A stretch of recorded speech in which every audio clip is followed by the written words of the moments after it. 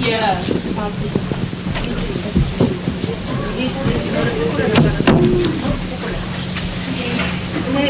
얘기도 좀 꺼내주세요. 아이들 밑에 선생님 따라가셔서 예배 가서 잘 드릴 수 있기 바랍니다. 우리 한번 같이 기도했으면 좋겠습니다. 오늘 찬양이 에베네스 하나님 여기까지 나를 도우셨습니다. 나를 여기까지 인도하셨습니다 하는 것입니다. 오늘 한 해를 마무리하면서 하나님께서 나를 여기까지 인도하신 그 은혜를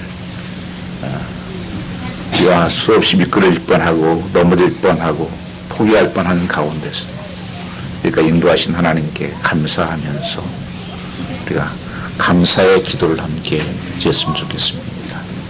같이 동서로 기도하겠습니다. 아버지 하나님 감사합니다.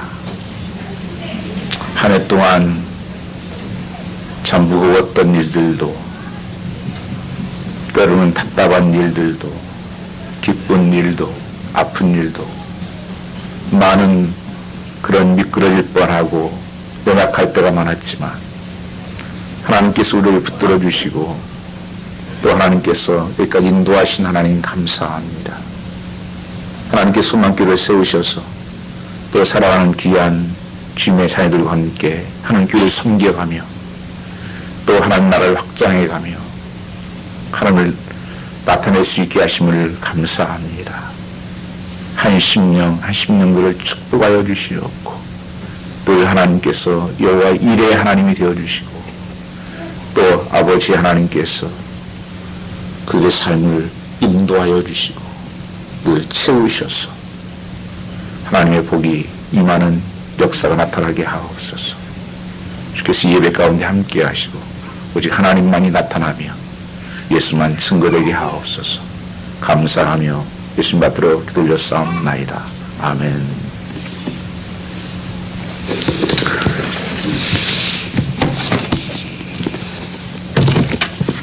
우리 금년 마지막 주일을 맞이했습니다. 우리는 한 해를 마무리하면서 하나님께서 우리에게 맡겨준 것들이 많이 있습니다. 특별히 우리의 시간들도 하나님의 것이라고 그렇게 말씀하십니다. 타임. 또한 하나님께서 또 물질도 이렇게 허락해 주셨습니다.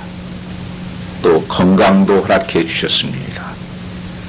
또한 하나님께서 직분과 이런 사명들을 우리에게 주셨습니다. 이런 모든 것이 내 것이 아니고 하나님께서 맡겨주셨다고 하는 것입니다. 이걸 갖다가 우리가 스튜어드십이다, 청직이라고 말하는 것입니다. 그 하나님께서 우리에게 맡겨주었던 것들을 어떻게 한 해 동안 내가 살았었는지, 그를 얼마나 잘 내가 하나님 앞에 충성스럽게 섬겼는지, 이것을 한번 평가해보는 시간이 사실은 1년이라고 하는 것이고 한 달이고 또 한 주고 하는 것입니다. 이것은 하나님께서 우리에게 새로운 기회를 주시고 또 하나님께서 깨닫게 하셔서 새로운 출발을 할 수 있는, 새롭게 다시 한번 도전할 수 있는 기회를 주셨다고 하는 것입니다. 그래서 이것은 너무 그래서 중요한 것입니다. 우리의 삶에서 리타이어라는 말을 쓰지 않습니까? 본래 리타이어라는 걸 리타이어, 타이어를 새로 바꾸어 끼고 새로 출발한다는 뜻을 가지고 있습니다. 이게 끝이 아니라고 하는 것이죠. 끝이 아니고 우리는 새로운 출발을 하는데 누구에게나 평가를 하잖아요. 회사에서도 1년간 지나보면 재무라든지 여러 가지 하는 것들을 평가해 봅니다. 또 이제 우리 가정의 삶도 마찬가지고 여러분의 개인 삶도 교회도 마찬가지입니다. 하나님께서 내게 이런 것들을 맡겨주셨는데 난 어떻게 살았을까? 이것이 성경이 있죠. 이게 달란트 비유라고 말합니다. 주님께서 어떤 사람에게 1달란트를 맡겨놓고 어떤 사람은 2달란트를 맡겨놓고 어떤 사람은 5달란트를 맡겨놨습니다. 그리고 주님이 멀리 좀 떠났었어요. 오랫동안 비우고 있다가 1년 만에 이렇게 돌아오신 거예요.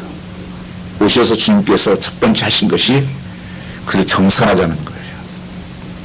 너에게 이것을 맡겨놨었는데, 한 달란트를 맡겨놨는데 얼마나 이윤을 남겼냐, 얼마나 잘 효과적으로 사용했냐, 주님께서 정상하자고 나오는 것입니다.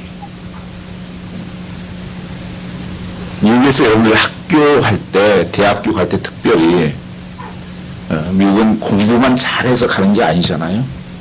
왜 그러냐면 이 성경 본문을 텍스트로 미국 교육 제도가 만들어졌기 때문에 그렇습니다. 이걸 어치먼트라고 그래요.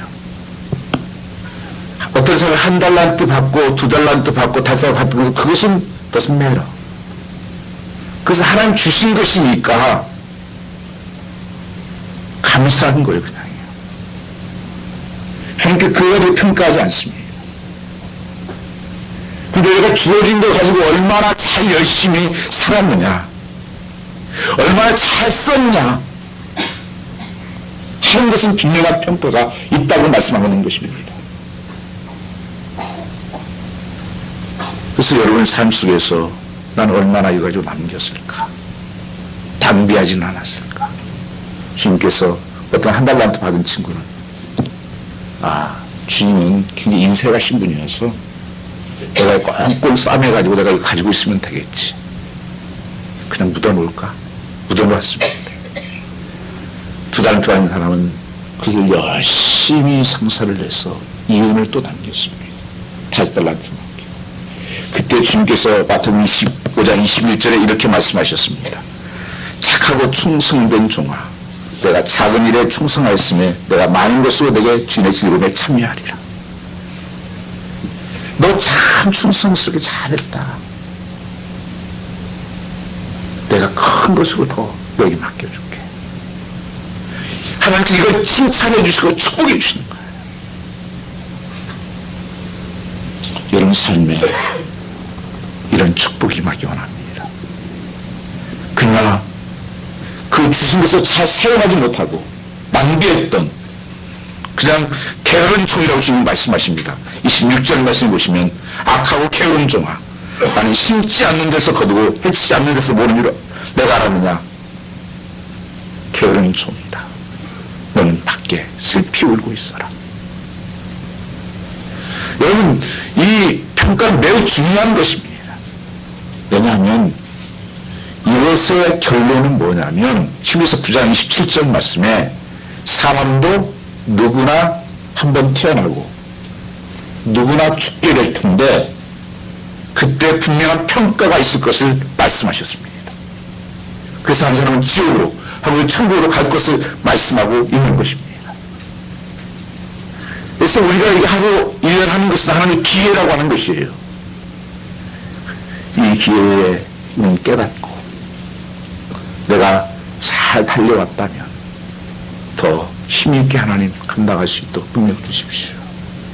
그리고 내가 정말 하나님의 뜻을 잘못 이해해서 잘못 살아왔다면 다시 고쳐서 새롭게 가라고 할 수 있는 하나님의 이런 기회를 주신 것입니다.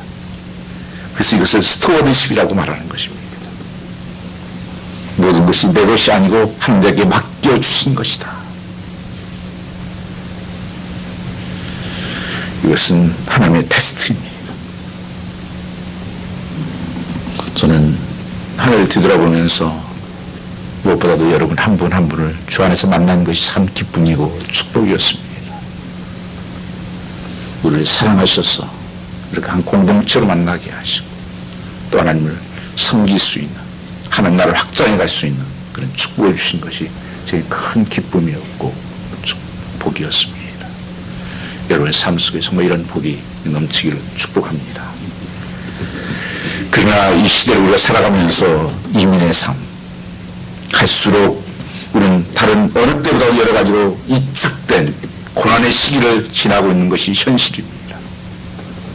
정치적으로나 경제적으로나 우리 마음적으로나 다 좀 어려워져 가고 있어요.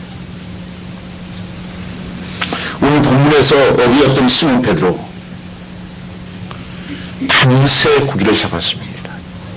베드로는 이 갈릴리 호수에서 잔뼈가 굵었고 본래 어부 출신입니다. 전문가. 그런데 밤새 고기를 잡았는데 빈 그물입니다. 그래서 지금 모습을 보면 이제 그물을 싣고 있어요. 빈손으로 집으로 돌아가야 되는, 가족이 기다리고 있지만 빈손으로 가야 되는 아픔, 수고를 했는데 얻은 것이 없는 아픔. 어쩌면 이것이 인생의 모습이 아닌가 하는 것입니다. 예수 없이 살아가는 인생의 모습이라고 하는 것입니다. 수고를 했는데 남은 것이 없어요. 근데 여러분, 인생의 내 마지막에 섰을 때 이 고백이 된다면 정말 슬픈 일입니다. 오늘 깨닫는다고 하는 것은 내게 기회가 왔다는 것입니다. 이 낙심의 아침을 맞이하고 있을 때 이 베드로처럼 금년 한 해 헛수의 밤을 지난 분들이 계시다면 이제 우리가 할 일은 무엇이겠습니까? 우리는 제자 베드로에게 그 대답을 찾고자 하는 것입니다. 헛수의 밤을 지난 우리가 할 일은 무엇일까? 여러분, 제가 오늘 설교에는 특별히 설교 시트를 하나 보내드렸는데 혹시 다 받으셨나요? 네? 없어요? 저기 밖에 그게 있는데 거기에 좀 제가 여러분 적으시라고 오늘 좀 설교 들으시면서 내 자신을 한번 좀 살펴보시라고 해주셨는데, 뭐 혹시 안 받으신 분 있으면 좀 누가 좀 전해주시면 밖에 아마 있을 거예요. 현대 호텔의 아버지라 불리운 캐몰스 윌슨이라는 분이 계십니다. 그가 태어난 지 9달이 됐을 때 아버지는 세상을 떠났고 어머니는 유일한 기둥이었는데 그의 실직을 하게 됩니다. 그래서 그 친구는 친구의 50불을 빌려서 극장에서 팝콘 장사를 합니다. 그래서 열심히 팔아서 1,700불을 법니다. 그는 자신과 어머니가 살 집 한 채를 구입합니다. 그리고 그 집을 잡고 돈을 빌려서 식당의 전자음악, 주크박스 이 비즈니스를 하게 됩니다. 그러다가 그는 제재소에 뛰어들어 같이 동업을 하게 되는데 이 동업하는 친구에게 사기를 당해서 그 모든 것을 다 잃게 되고 쫓겨나게 됩니다. 삶의 의욕을 상실하고 울분에 차 있었을 때 인생을 포기하고 싶었습니다. 그때 그 아내가 자녀들과 함께 권위로 해서 믿음을 하게 됩니다. 그런 가운데 아내와 자녀들이 워싱턴에 방문하게 돼가지고 한 모텔에 들었는데 너무 모텔이 아이들과 함께 하기에 가족들이 있기에 불편하고 지적을 한 거예요. 가격은 비싸고. 그때 그 애가 믿음의 꿈을 꾸기 시작합니다. 좀 가격도 저렴하고 가격도 좀 맞고 깨끗한 그런 가족이 머물 수 있는 모텔을 좀 짓는 사업을 했으면 좋겠다. 그래서 가족이 좀 머물 수 있는 곳으로 그 꿈을 꾸기 시작하면서 테네시 멤피스 교회에 작은 모텔을 짓기 시작합니다. 그는 하나님께 대한 신뢰, 십계명에 대한 순종, 그리고 내가 대접받고 싶은 대로 이웃을 대접하는 한국민의 원칙에 따라 호텔을 경영하기로 결심합니다. 이 작은 모텔이었습니다. 바로 이것이 시초가 되어서 생겨난 것이 여러분 지금 우리가 알고 있는 홀리데이인 호텔입니다. 그는 이렇게 고백했습니다. 그는 고난의 시간을 지나며 믿음의 사람이 되었고 그 직업의 장을 그의 소명의 신의 장으로 삼았었다. 이렇게 고백합니다. 90세에 그는 돌아가셨습니다. 그는 고난을 지나면서 믿음이 확장되고 그리고 그 믿음을 통해서 하나님 나라와 그 비전을 삼는 비전리가 되었다고 하는 것입니다. 오늘 주님은 이 베드로를 찾아왔습니다. 사실 베드로는 주님을 한번 따랐던 경험이 있었습니다. 그런데 주님을 멀리 도망을 간 겁니다. 나는 고기나 잡으러 가겠다. 주님 따라다녀봤자 별 소망이 없다.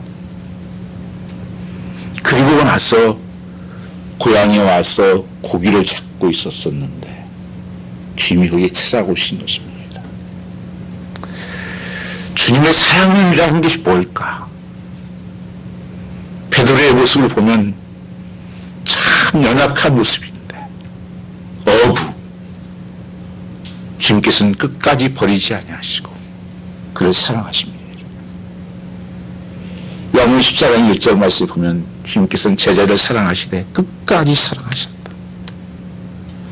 우리는 좀 어려우면 다 포기하잖아요. 가정도 포기하고 다 포기해버리는데 주님은 끝까지 우리를 사랑했다고 하는 것입니다.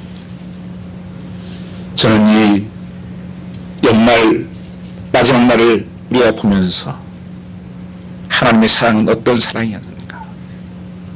내가 무엇이 간데 참으로 보잘것없고 연약한데도 하나님께서 나를 끝까지 붙들고 계시고 나를 끝까지 사랑하시고 오늘 또 찾아오셨다고 하는 것입니다. 실패의 자리, 절망의 자리로 빈그분의 자리에 찾아오셨다고 하는 것입니다. 바로 예수님과 베드로의 만남은 실패의 밤중에 이루어졌습니다. 사람들 한편에서 살아가면서 늘 자신의 배가 넉넉히 채워지기를 원하지만 그렇지 못할 때가 참 많습니다. 여기 빈배라는 말은 베드로의 실패한 장면을 말합니다. 어떤 건강의 배를 잃어버리고 어떤 분은 사업의 빈배를 가지고 있고 어떤 분은 사랑의 빈배를 안고 허탈과 험에 빠져 있는 사람도 있습니다. 여기 빈배는 인생의 밤을 의미합니다. 그때 여러분 기억하십시오. 그 밤은 절망하고 낙심해야 될 순간이 아니라 주님이 내 삶에 들어오는 주님을 만나는 기회라고 하는 사실을, 그게 주님의 사랑이라는 것을 다시 시작할 수 있는 시간이라는 것입니다. 그래서 우리에게 중요한 것은 포기하지 말라는 것입니다. 왜요? 주님이 포기하지 않았기 때문입니다. 여러분, 실패를 두려워하지 마십시오. 고난을 두려워하지 마십시오. 문제를 무서워하지 마십시오. 그렇지는 절대 실패 때문에 망하지 않습니다. 죄 때문에 망하지 않습니다. 회개하지 않아서 망하는 것이고 포기하기 때문에 망하는 것입니다.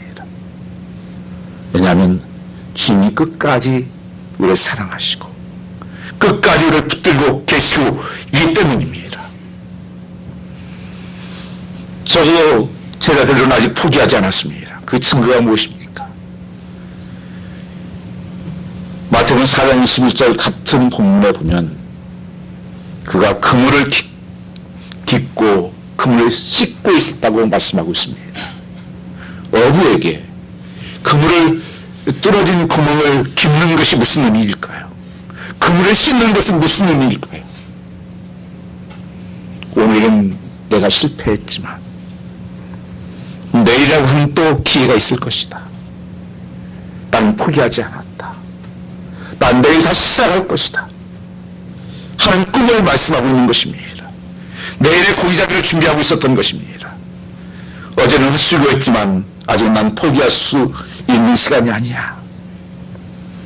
어제의 실패 때문에 내일까지 포기할 수 없었던 것입니다. 주님이 제일 쓰기 어려운 인생이 있다면 그는 포기한 사람입니다. 우리는 주위에 그런 사람들 많이 봅니다. 우리 한국에 보면 자살률이 한국이 1위라고 그러잖아요. 모든 거 다 안 돼, 이제는. 더 이상 길이 없어. 도울 사람이 없어. 해결해 줄 수 있는 사람이 없어. 그래서 그 최후의 잘못된 선택을 하는 것입니다. 그리고 어떤 사람은 좌절해서 낙심해서 주저앉아 있어요.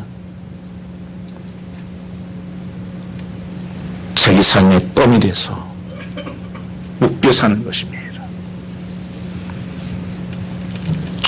사회가 나를 포기했는데 형제들도 나를 포기하고 부모들도 포기하고 아내도 포기하고 남편도 포기했는데 내가 무슨 소망이 있나?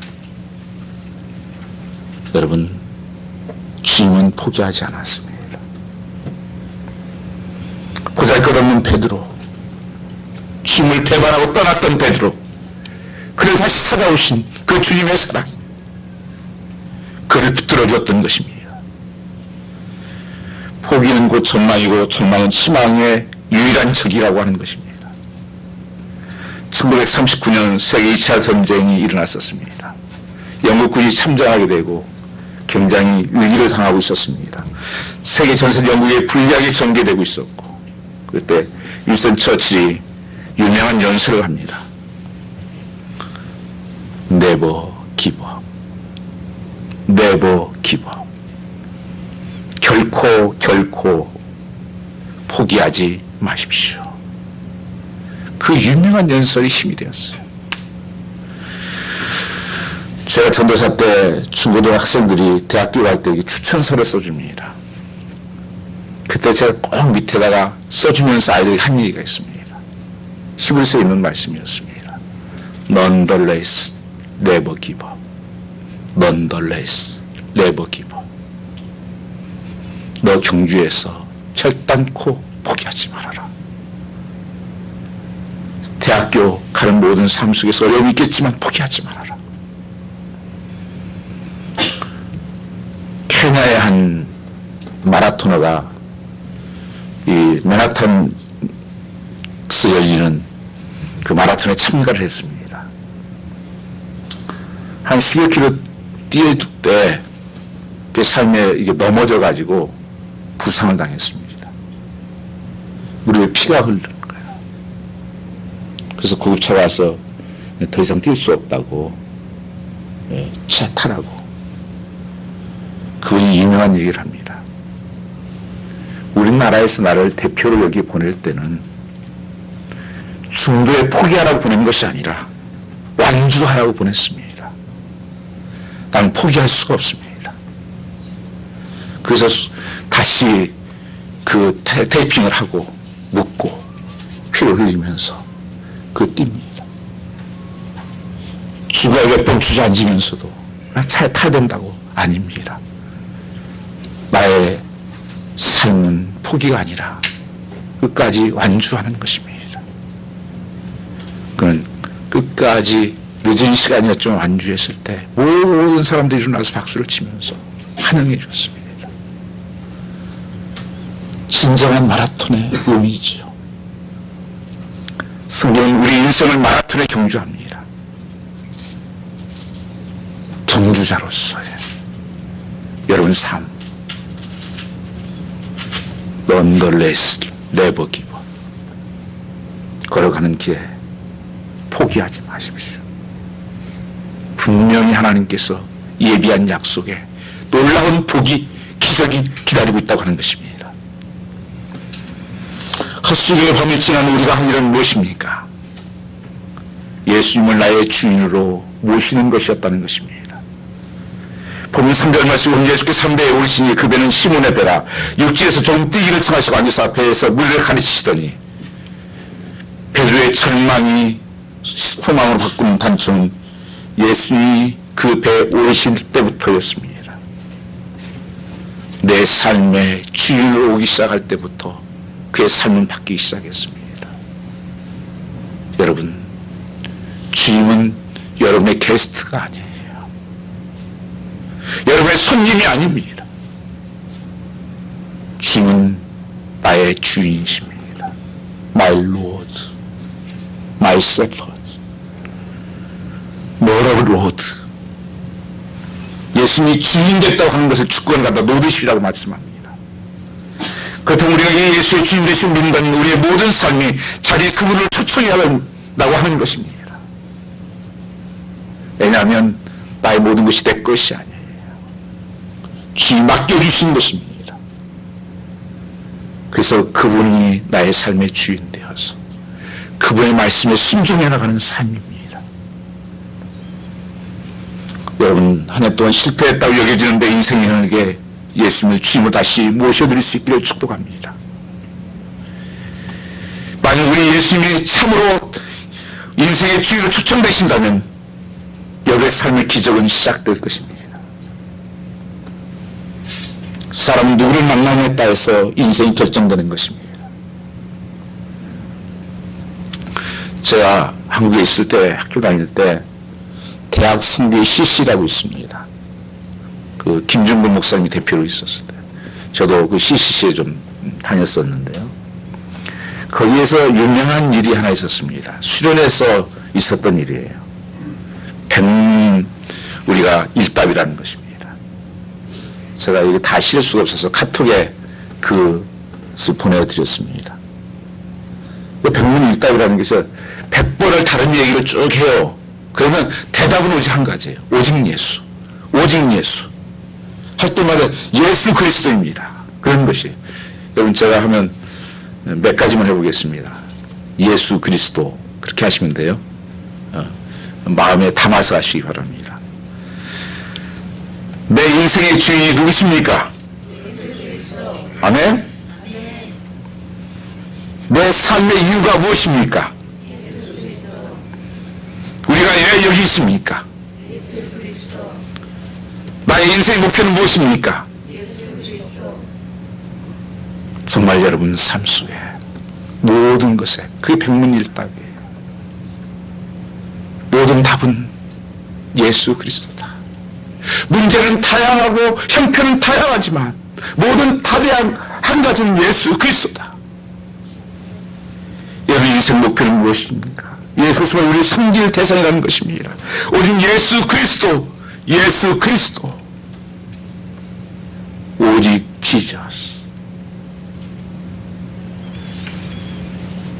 그분이 내 삶의 주인이 되어야 됩니다. 여러분, 내가 주인 되었던 삶을 내려놓으세요. 내 몸 내 맘대로 하는데 누가 뭐래? 내 돈 가지고 내가 쓰는데 뭐래? 내 시간 가지고 내가 쓰는데 그건 어린아이예요. 주님이 우리에게 맡겨놓으신 거예요. 그거 가지고 잘 하나님을 기쁘시게요. 세상을 섬기며 이웃을 섬기며 하나님 사랑하고 이웃 사랑하라. 우리는 주인 되신 그분께 순종하라고 말씀하고 있습니다. 여기 예수를 주인으로 초청한다는 것은 무슨 의미입니까? 이제부터 주인 되신 그분의 말에 순종하겠다는 것이 아니겠습니까?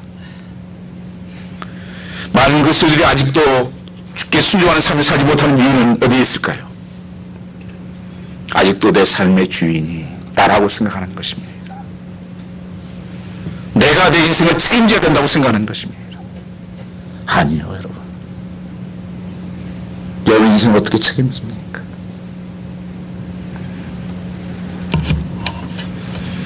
어제도 한 소식을 제가 들었는데, 제 잘 아는 분인데 얼마 전에도 만났었는데 저는 몰랐어요. 근데 심장마비로 갑자기 돌아가셨다고.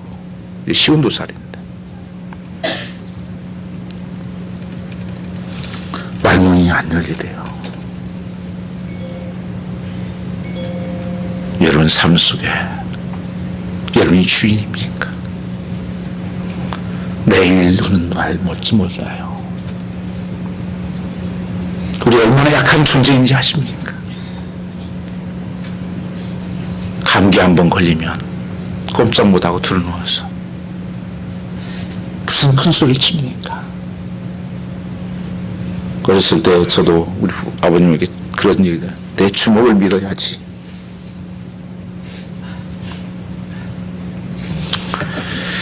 베드로가 이런 고백을 합니다. 5절 말씀해 보시면, 시몬이 대답하여 그러되 선생이여 우리가 밤이 맞도록 수고를 하였을 때 얻은 것이 없지만 말씀에 의지하여 그물을 내리이다. 주님 뭐라고 말씀하셨습니까? 시몬 베드로에게 깊은 데에 가서 그물을 내려 고기를 잡으라. 그 베드로의 대답이에요. 선생이 우리가 밤이 맞도록 수고를 하였습니다. 그 말씀에 의지하여 그물을 내리겠습니다. 베드로가 어떻게 이런 고백을 할 수가 있었을까요? 이 선생이라는 말은 큐리어스라는 뜻입니다. 주님이 아직 아니에요. 약간 권위를 인정을 해요. 선생으로서의. 이게 큐리어스예요. 우리가 밤이 맞도록 수고한 거 아시지 않습니까? 우리 고기 잡는 데 전문가지 않습니까? 그렇지만 주님이 말씀하시니 내가 그물을 내려보겠습니다. 어떻게 베드로가 자기 자신을 깨뜨리고 그 말씀에 순종해서 그물을 내릴 수 있었을까요? 그 단서를 보면 1절에 나와 있습니다. 하나님의 말씀을 들을새 하나님 말씀을 그 배울라서 하셨을 때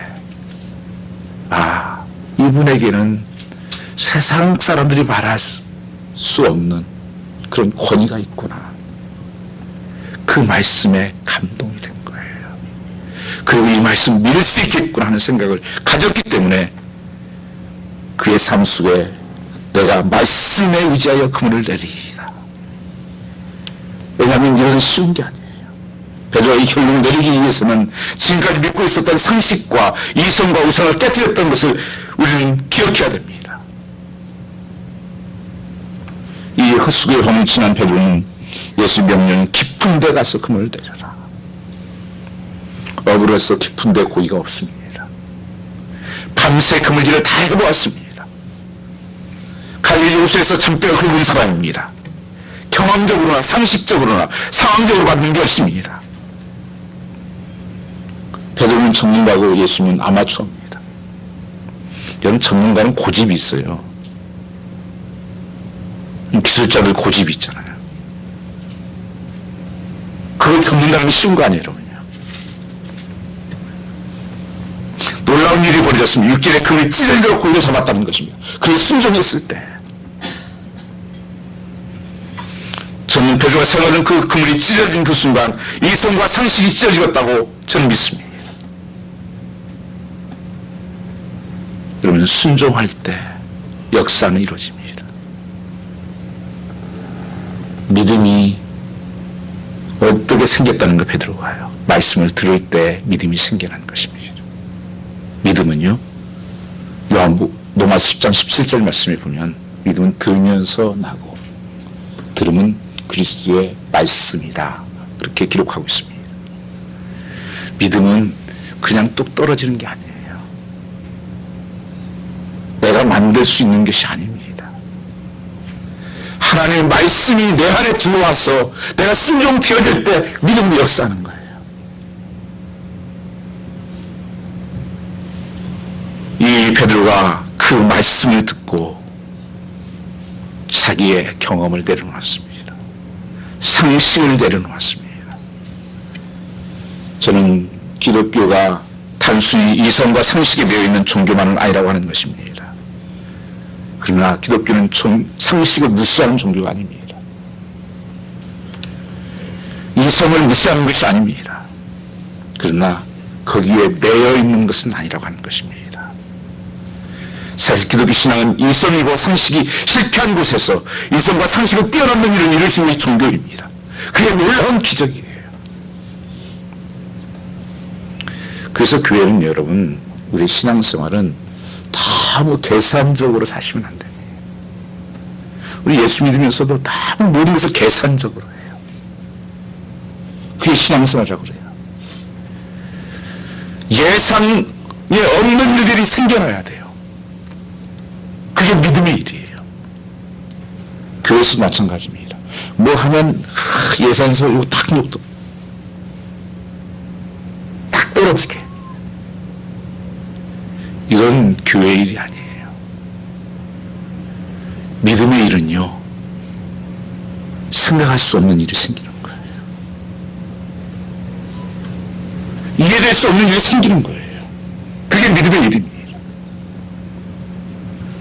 내가 하는 말씀을 믿을 때 그런 역사가 나타나요. 그래서 성경은 내가 이해되는 책이 아닙니다. 성경은 믿는 책입니다. 믿는다고 하는 것은 트러스트 한다는 거예요. 내가 그 말씀대로 이해되지 않지만 내가 순종하겠습니다.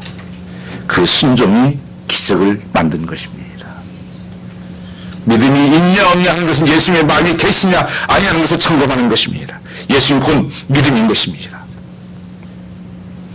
여러분 정말 고통스럽고 울고 싶은 일이 많겠지만 무엇이 정말 답답한 것입니까?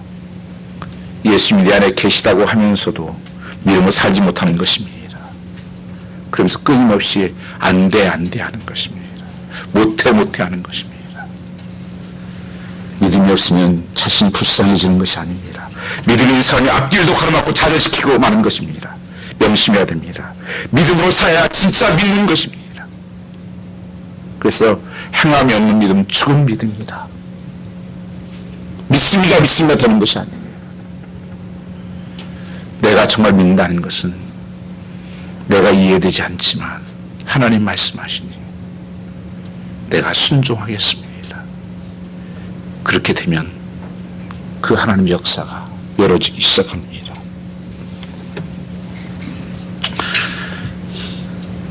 믿음은 그래서 바라는 것들의 실상이요 보지 못하는 것의 확신이라고 하지 않습니까? 내가 정말 그 말씀대로 믿으면 그 일들이 실제로 이루어진다는 거예요. 또 그것을 보고 살라는 거예요. 그래서 성도의 삶이 기쁨이 되고 감사가 되는 것이지 세상 보고 살면 뭐가 기뻐할 게 있겠어요? 뭐가 감사할 게 있겠어요? 내가 믿음으로 하나님께서 이루어질 것을 보기 때문에 내가 기도한 대로 될 것을 믿기 때문에 성경에서는 항상 기뻐하라. 범사에 감사하라. 그리고 기도하라. 이것이 너희를 향한 하나님의 소원이다. 뜻이다. 이렇게 말씀하고 있는 것입니다. 그래서 성도의 삶은 하나님의 소원이 뭐예요? 항상 기뻐하고 살라는 거예요.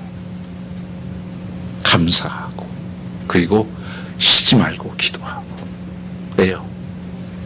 하나님의 말씀이 내가 기도한 대로 믿는 대로 이루어질 것을 나는 보고 살기 때문에 그런 거예요.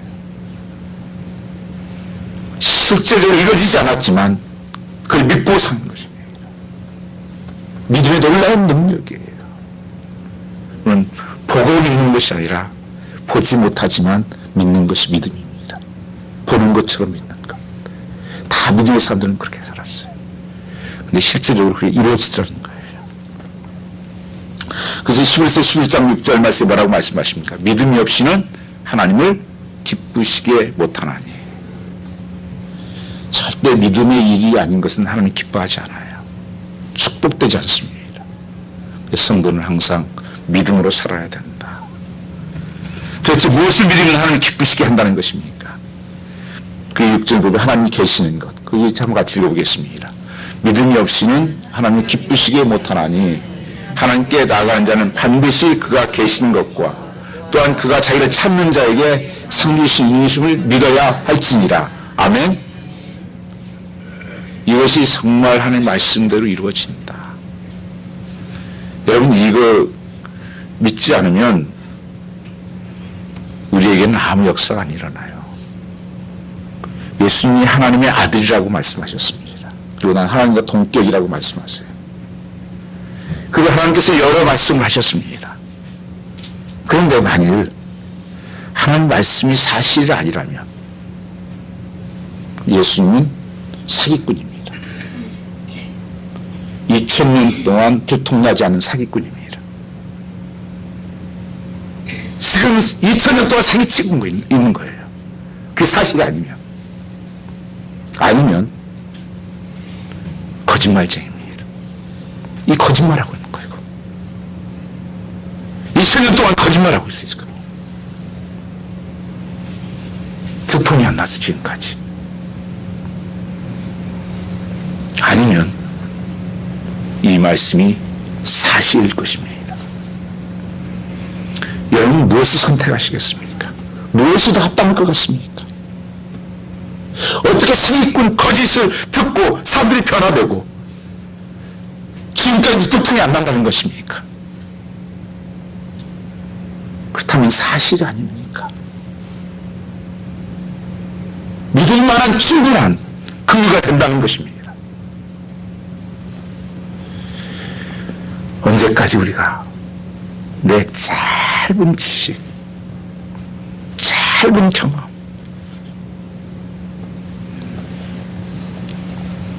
제가 미국에서 이렇게 지내면서 저도 공부하면서 영어 때문에 참 힘들었습니다. 낙제 점수도 받아서 신학교에서. 다른 사람들 어떻게 영어를 좀 잘할까? 우리 연세 나이가 한국에서 다 공부하고 온 사람들이. 그래서 가만히 옆에서 이렇게 잘하는 것 같아서 봤더니만 별로 잘하는 사람이 없더라고요. 다만 자기가 좀 아는 전문 분야 그 부분만 좀 잘하는 거예요. 그러니까 잘하는 것 같이 보이더라고. 그 모든 게 다 잘하는 게 아니더라고. 그게 한계더라. 여러분, 우리는 참 하나님을 믿어야 산다고 하는 것입니다. 내 경험, 내 지식 아주 얇은 거예요, 여러분요.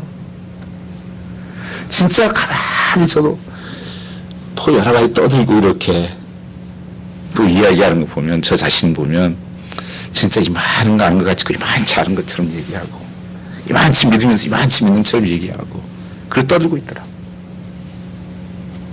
우리가 정말 조그마한 거예요. 여러분 안 그렇습니까?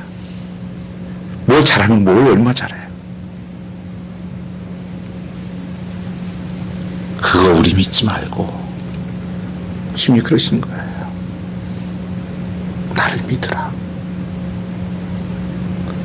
내가 너의 주인이고 내가 너의 왕이다.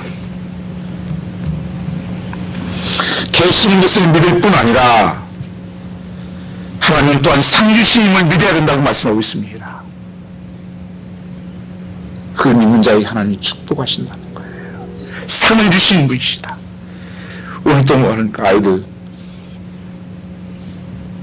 솔직히 말씀드려서 아이들이 상 받을 만한 일 별로 했습니까?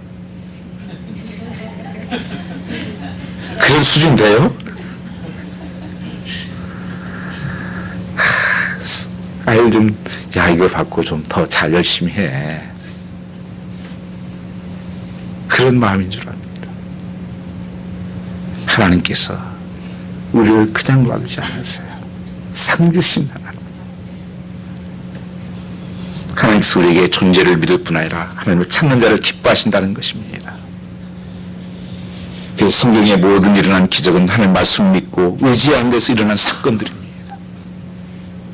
한 결과로 고기를 많은 잡은 것도 축복입니다. 그런 엄청난 축복은 본문의 11절 모든 것을 버려두고 예수를 쫓으리라고 이렇게 말씀하고 있습니다. 이게 참 잘 이해가 안 됐어요. 이 말씀 가지고 한참 묵상을 했어요.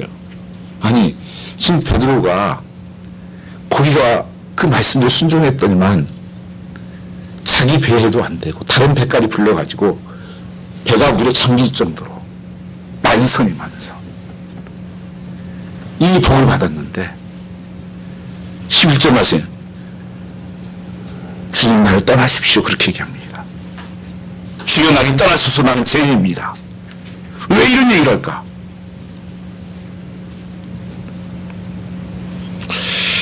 아니 지금 베드로가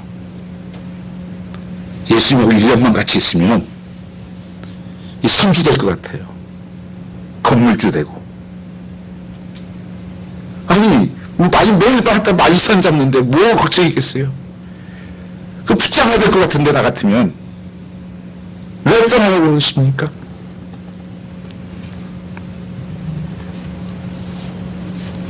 한번 거기 8절 한번 같이 보겠습니다. 8절입니다.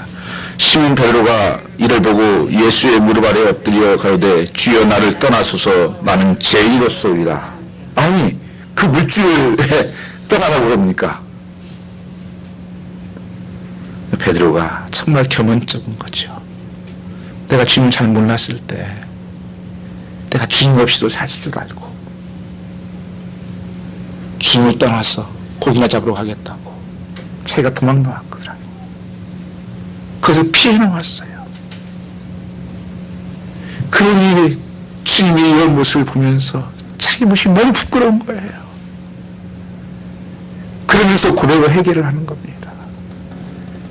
주여 나를 떠나소서. 나는 지행이로소이다. 여러분 삶이 우리 주님 앞에 부끄러움이 없어야 돼요. 주님을 믿지 않으면 부끄러운 일이 생기는 거예요. 그래서 껄껄하고 사는 거 아니겠습니까? 우리 많은 사람들 보면 인생에 후회가 많잖아요. 그때 그렇게 할까? 그리고 베드로는 그 모든 것을 자기의 것을 버려두고 예수를 쫓았다고 말씀하고 있습니다. 왜 그렇게 했을까요? 찬송가 102장 무슨 찬양이죠? 102장 주 예수보다 귀한 것은 없네. 세상에서 가장 귀한 보배인 예수님 만났기 때문에 다른 것이 그렇게 중요하지 않은 거예요. 저는 내가 세상에 그것이 물질이 목적이었는데 고기를 많이 삼는 것이 내 인생의 가장 행복인 줄 알았는데 예수가 내 인생 행복이구나. 내 허전함을 채워줬던 건 예수구나. 언제는 예수님께 나는 나를 믿는구나 하고 인정하실 수 있겠냐는 것입니다. 인자가 올 때 세상에서 믿는 자가 믿음을 보겠느냐 그렇게 말씀하셨습니다. 금년 한 해 여러분 이성과 상식으로 최선을 다했지만 여전히 내 인생에 코너에 몰려있다고 느끼시는 분들이 계십니까? 그러면 내 이성과 상식의 우상을 깨뜨리시고 내 인생이 참된 주이신 주님 앞에 엎드려 이렇게 고백해 보시지 않겠습니까? 이제부터 아니 새해는 주님의 말씀에 의지하여 내가 그물을 내리며 살겠습니다. 주의 말씀에 순종하여 그물을 내리면서 살겠습니다. 여기에 기적이 일어났습니다. 올해 성경 말씀 문답지 했잖아요. 전 선생님한테 좀 다신 분들 좀 이렇게 뭐 좀이라도 시청하려고 드리려고 했더니 5분밖에 없어요. 처음에는 20몇 분 시작했던 것 같은데 다 결론은 5분밖에 없어요. 물론 이제 개인적으로 읽기도 하셨겠죠. 여러분, 신앙생활은 끝까지 가야 돼요. 전 기도도 그렇고 말씀도 그러고 많은 사람들 다 그래요. 뭐 했냐면 기도하셨어요? 예, 다 기도하지요. 예, 말씀도 보고 있습니다. 여러분, 사기치지 마십시오. 제 카톡에 가끔 이렇게 올라와요. 막 기도하겠습니다. 기도합니다. 하나님 정말 그렇게 되게 해주십시오. 그렇게 기도합니다. 제가 말만 잘못하면 기도하겠습니다. 아니 기도하신 분들이 훨씬 많을 거라 생각해요. 그냥 한두 사람은 또 그럴 수 있다는 거예요. 여러분 그거 안 돼요. 끝까지 언제까지? 약속이 이루어질 때까지 주님께 우리가 말씀 의지하여 그물을 내리면 하나님의 때에 그 기적의 역사가 일어날 것입니다. 과거처럼 내가 잘난 것, 내가 자랑하던 내 판단력, 내 경험을 의지하다가 주님 말씀 듣고 순종하며 살겠다고 고백하는 것이 주님이 되는 것이 역사가 나타나야 된다는 것입니다. 믿음은 성경에 보면 히브리서의 끝까지 생명의 위협이 오고 환경이 어려움이 오고 칼과 그 죽음의 핍박이 올다 할지라도 끝까지 지키는 것이 믿음이에요. 믿음은 좋을 때만 믿는 것이 아닙니다. 그러면 세상이 두렵지 않아요. 세상이 감당할 수 없는 사람이 되는 것입니다. 2017년 마지막 주일을 맞이해서 늘 하나님 앞에서 이 고백을 하며 나가기를 원합니다. 하나님, 상황들은 어렵고 형편들은 어렵고 잘 보이진 않지만 그래도 나는 말씀 붙잡고 말씀을 순종해서 기도하며 그물을 매일매일 내리겠습니다. 세상을 이길 믿음이 우리 안에 있음을 알아야 합니다. 우리 인생에서는 어떤 일이 일어나겠습니까? 그물이 찢어져서 고기가 잡혀서 그래서 다른 사람에게도 넘겨줄 수 나누는 삶이 되었습니다. 나만 먹는 것이 아니라 나누는 삶이 되었고 그것뿐입니까? 베드로는 마지막 순간에 모든 것을 버리고 예수를 쫓았다고 말씀하십니다. 주를 위하여 쓸 줄 아는 사람이 되었다고 하는 것입니다. 주를 위해 쓸 줄 모르는 사람은 쓰지 않으십니다. 주를 따른 제자를 흠없는 온전한 신실적으로 하라는 것입니다. 말라에서 보면 하나님께서 만군의 여호와가 이르노라 너의 온전한 11조를 창고에 들여 나의 집에 양식이 있게 하고 그것을 나를 시험하여 내가 하늘문을 열고 너에게 복을 쌓을 곳이 없도록 붙지 아니하보라. 왜 하나님께서 이걸 중요하게 여기시냐면 이 모든 것이 다 내 것이다. 근데 그걸 하나님 앞에 다시 드리는 것이라는, 그게 다 받은 것으로 하는 복이기 때문에 그래요. 그것이요. 그래서 여러분 보면 내가 막 붙들고 어떻게 내 거 가지고 내 건데 뭐 이렇게 사는 삶은요 아주 어린아이의 신앙이에요. 정말 하나님이 내게 맡겨주신 것을, 하나님 주신 축복들을 하나님, 내가 하나님 나라와 또 이웃들과 우리도 살아야죠. 우리의 필요한 것들 이런 섬기면서 후회하며 이런 열매가 있는 이 베드로가 그 예수를 발견하니까 그 자기의 배와 그것이 별로 그 고기가 중요하지 않게 여겨진 거예요. 그러니까 내려놓을 수가 있었던 것입니다. 오늘 하나님께서는 너희로 고기 잡는 피셔맨이 되게 하겠다고 말씀하십니다. 여러분이 그것만이 아니라 이 복음을 나누는, 예수 그리스도를 증거하는, 이 전도하는 삶을 살라고 말씀하고 있는 것입니다. 오늘 하늘을 마무리하면서 여러분 삶 속에 이런 놀라운 축복이, 기적이 내년에 일어날 수 있기를 축복합니다. 우리 찬양같이 드리겠습니다.